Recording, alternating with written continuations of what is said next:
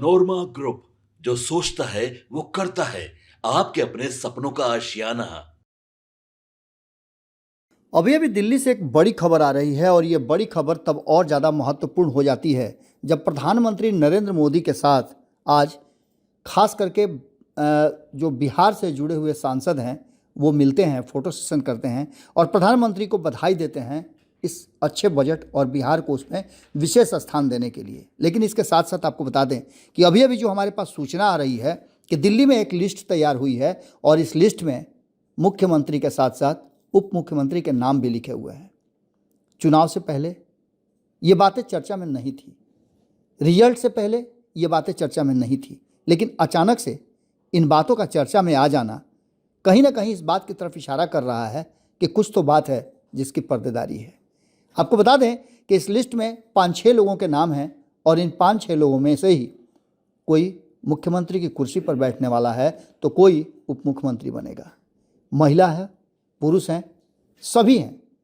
कई लोगों के तो पुराने लेगेसी भी रहे हैं जिनके माता पिता मुख्यमंत्री की कुर्सी पर बैठ चुके हैं।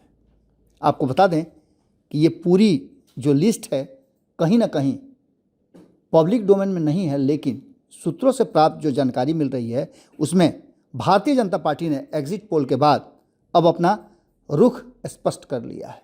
शाम होते होते तक ये लिस्ट भारतीय जनता पार्टी के खेमे से होती हुई उड़ती उड़ती खबरों के माध्यम से और कयासों के बाजार में अपना स्थान बना चुकी है।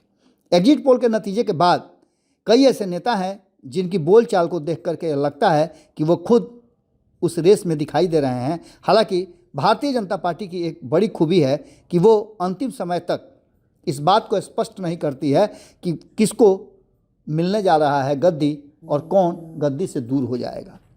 आपको बता दें कि पूरी कहानी दिल्ली से जुड़ी हुई है और राज्य का मुख्यमंत्री किसे बनाया जाएगा इसको लेकर के अब रेस भी शुरू हो गई है, तो नाम भी आने लगे हैं। सबसे पहला नाम जो सामने आ रहा है वो मनोज तिवारी का है। मनोज तिवारी को लेकर के ये बातें इसलिए भी कही जा रही हैं कि आपको याद होगा कि दिल्ली की 7 जो लोकसभा की सीटें हैं उनमें से 6 लोगों को बदल दिया गया था, लेकिन मनोज तिवारी यथास्थिति अपने सीट पर कायम भी थे और तीसरी बार जीत करके आए भी। बात इतना ही नहीं है, पूरे चुनाव में आपने देखा होगा कि मनोज तिवारी काफ़ी एक्टिव नजर आए और उन्होंने जम करके चुनाव प्रचार भी किया था। तो दूसरा नाम साहेब सिंह वर्मा के पुत्र प्रवेश साहिब सिंह वर्मा का है। प्रवेश वर्मा जो हैं वो साहिब सिंह वर्मा के पुत्र हैं और वो दिल्ली के मुख्यमंत्री रह चुके हैं। इसके अलावा जो तीसरा नाम है वो और ज़्यादा चौंकाने वाला है, और चौंकाने वाला हम इसलिए बता रहे हैं कि ये महिला ब्रिगेड से आ रहा है, बांसुरी स्वराज का। ये भी सांसद हैं और बांसुरी स्वराज की माताजी भी दिल्ली की मुख्यमंत्री रह चुकी हैं। तो वहीं एक नाम जो चुनाव तो हार चुकी हैं, स्मृति ईरानी, उनका नाम सामने आ रहा है। तो मीनाक्षी लेखी भी इस रास्ते में, रेस में बड़ी हिस्सेदार है। आपको बता दें कि इन सभी नामों की चर्चा खूब जम करके हो रही है और भारतीय जनता पार्टी किसी भी राज्य में अपना सीएम कैसे बनाती है ये बात अच्छी तरह से आप जानते हैं। भारतीय जनता पार्टी की स्ट्रेटजी क्या है और इसको देखना हो तो आप अन्य राज्यों में देख सकते हैं। आपको याद होगा कि भारत लाइव पर हमने एक खबर किया था कि जब से ये 2-2 डिप्टी सीएम का कॉन्सेप्ट भारतीय जनता पार्टी ने लाया है तब से वो काफ़ी कुछ बेहतर प्रदर्शन कर रही है और जातीय समीकरण साधने में सफल भी हुई है। ये प्रयोग यूपी से होते हुए एमपी आया था और उसके बाद राजस्थान, छत्तीसगढ़ से होता हुआ फिर यूपी तक पहुंचता है, तो दिल्ली में भी इसका प्रयोग करने में क्या हर्ज है। मध्य प्रदेश के लोकप्रिय नेता शिवराज सिंह चौहान को हटा करके उनकी जगह मोहन यादव को राज्य का कमान सौंपे जाने के बाद से ये कहा जाने लगा था कि कहीं ना कहीं भारतीय जनता पार्टी के सोचने का तरीका कुछ अलग है। वहीं आपको बता दें कि राजस्थान में वसुंधरा राजे का वर्चस्व खत्म कर उनकी जगह भजन लाल शर्मा को मुख्यमंत्री की कुर्सी पर बैठाना भी भारतीय जनता पार्टी के वर्तमान केंद्रीय नेतृत्व का एक बड़ा हिस्सा था, बड़ी स्ट्रेटजी थी। छत्तीसगढ़ में भी रमन सिंह को हटा करके एक आदिवासी चेहरे विष्णुदेव साय को नया मुख्यमंत्री बनाया जाना भी भारतीय जनता पार्टी के स्ट्रेटजी का एक बड़ा हिस्सा था। जैसा कि आपको हम पहले भी बता चुके हैं कि भारतीय जनता पार्टी इसके साथ साथ उप मुख्यमंत्री का कॉन्सेप्ट भी लेकर के चल रही है और कई राज्यों में आपने देखा होगा कि 2-2 उप मुख्यमंत्री का कॉन्सेप्ट चल रहा है। बिहार भी उससे अछूता नहीं है। बिहार में भी भारतीय जनता पार्टी ने एक पिछड़ा तो दूसरा सवर्ण को उप मुख्यमंत्री की कुर्सी देकर के ये साफ कर दिया है कि उसे पिछड़ा, अति पिछड़ा और सवर्ण सभी को साथ लेकर के चलना है। बाकी का काम तो नीतीश कुमार कर ही देते हैं। दिल्ली मुख्यमंत्री की कुर्सी के लिए प्रवेश वर्मा का नाम सबसे आगे इसलिए चल रहा है क्योंकि भारतीय जनता पार्टी ने उन्हें नई दिल्ली सीट से अरविंद केजरीवाल के खिलाफ मैदान में उतारा है। इसके अलावा दो बार सांसद और महरौली से विधायक रह चुके हैं। उनके पिता साहिब सिंह वर्मा दिल्ली के मुख्यमंत्री थे। इसके बाद मनोज तिवारी भी दिल्ली की राजनीति के लिए एक बड़ा नाम बनते जा रहे हैं। बनते क्या जा रहे हैं? मनोज तिवारी ने तो अपना एक बड़ा नाम दिल्ली की राजनीति में बना लिया है। वह दिल्ली बीजेपी के अध्यक्ष भी रह चुके हैं। उत्तर पूर्वी दिल्ली से लगातार तीसरी बार चुनाव जीतने में वो सफल रहे हैं। भारतीय जनता पार्टी ने इस बार दिल्ली की 7 में से 6, जैसा कि हमने पहले भी आपको बताया, लोकसभा सीटों के प्रत्याशी बदल दिए, लेकिन मनोज तिवारी का टिकट नहीं काट पाई। मनोज तिवारी काफ़ी कद्दावर नेता हैं और लोगों के साथ उनका इंटरेक्शन भी बहुत अच्छा है। अगर भारतीय जनता पार्टी किसी महिला को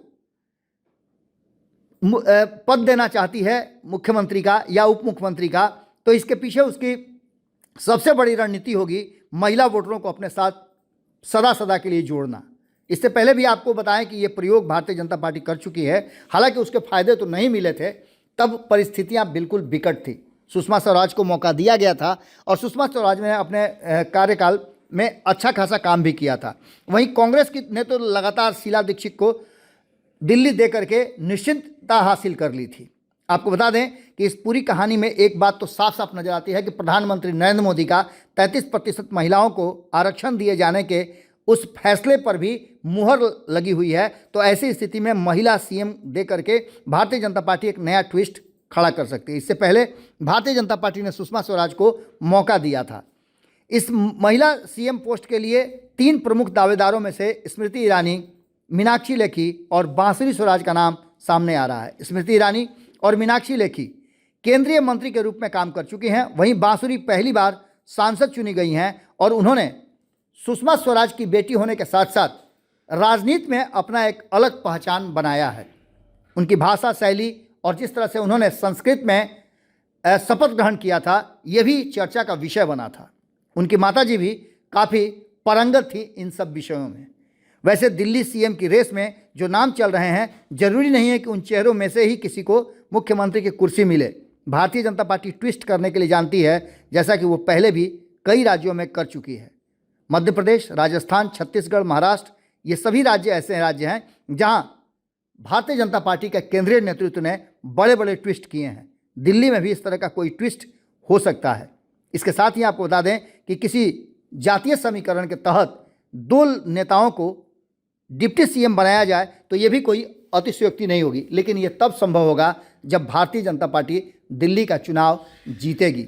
एग्जिट पोल के आधार पर लड्डू बनने शुरू हो चुके हैं, लेकिन क्या ये लड्डू बटेंगे भी? देखना दिलचस्प होगा। ये खबर सुन रहे हैं, उसके कुछ ही घंटों के बाद आपको रिजल्ट भी आपके हाथ में होगा और दिल्ली का मुख्यमंत्री कौन होगा ये भी क्लियर हो जाएगा। जुड़े रहिए भारत लाइव के साथ। बहुत बहुत धन्यवाद। आपके सपनों को हमने सजाया है, ई होम्स पैनोरामा को हमने बनाया है। ई होम्स मेरा एक सपना था जिस पे मैं पिछले 4 साल से काम कर रहा था। हमने जो बनाया है वो सबने है माना। ई होम्स पैनोरामा में हो आपका भी आशियाना। और फाइनली हमने 2021 में इस प्रोजेक्ट को लॉन्च किया। बहुत लोग अप्रिशिएट कर रहे हैं कि पूर्णिया जैसे शहर में, बिहार के, एक तो बिहार की बात करें उसमें भी पूर्णिया जैसे छोटे जगह में इस तरह का लाइफस्टाइल देना, ये सुन के हम लोगों को बहुत अच्छा लगता है। ई होम्स में हमने कुछ और भी किया है, जैसे हम जिस जगह में रह रहे हैं हमारे फैमिली सिक्योर हो, उनको सिक्योरिटी का ध्यान में रखा है। आपकी सुविधा और सुरक्षा आपके लिए खास है, ये आपका विश्वास है। इसमें आर्टिफिशियल इंटेलिजेंस का 7 लेयर सिक्योरिटी का हमने इस्तेमाल किया है। लस ग्रीन कैंपस को बनाया है। यदि हमारा बाउंड्री वाल है तो वो वर्टिकल गार्डन है। ये जितनी भी फैसिलिटी होता है एक इंटरनेशनल टाउनशिप में ई होम्स है, ये हम लोग विश्वास नहीं कर पा रहे हैं। जो भी हमारे मित्र, दोस्त या जो भी हमारे बाहर के बाहर आते हैं तो हम लोगों को बहुत अच्छा सुनने को मिलता है और बहुत अच्छा क्रेडिट मिल रहा है। वो सारा हमने सिर्फ एक बिल्डिंग नहीं बनाया, हमें एक बहुत अच्छा लाइफस्टाइल दिया ई होम्स में। और मेरा एक सपना था जिसको मैं आज फुलफिल होते हुए देख पा रहा हूँ। ये आपका आवास है। ई होम्स पैनोरमा में अब आपका निवास है। E homes Panorama, luxurious lifestyle redefined. Panorama group, जो सोचता है वो करता है। अगर ये वीडियो पसंद आई और वह बिहार के राजनीति और बिहारियत से सरोकार रखेनी तो सब्सक्राइब बटन दबा के चैनल के सब्सक्राइब कर ली। ओजे एगो घंटी बा, ओकरा बटन दबा देला से कुल सटीक और मारक खबर रुआ मुफ्त में मिल जाई। अगर रुआ पत्रकारिता के हमनी के नया प्रयोग में सहयोग कर चाहतानी तो ज्वाइन बटन दबा दी। पेटीएम नंबर नोट कर ली 9386816700।